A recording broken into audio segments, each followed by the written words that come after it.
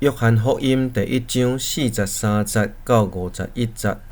43节，隔日，耶稣决定要去加利利，伊拄着腓力，对伊讲：“来缀我。”腓力是伯赛大人，安德烈甲彼得的同乡。腓力拄着拿但业，对伊讲：“摩西伫律法书所写，以及先知所记载迄位，阮已经有拄着，就是约瑟的囝拿撒勒人耶稣。”拿但业应讲：“拿撒勒迄款所在检画出什么好物？”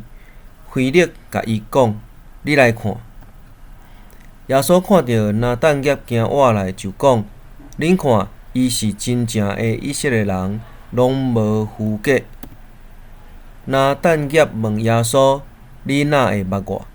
耶稣甲伊讲：“腓力还未叫你，我就看到你伫迄丛无花果树骹。”拿但业应讲：“rabbi，你是上帝的囝，你是以色列的王。”耶稣应讲：“因为我甲你讲，我有看到你伫迄丛无花果树骹，你就信哦。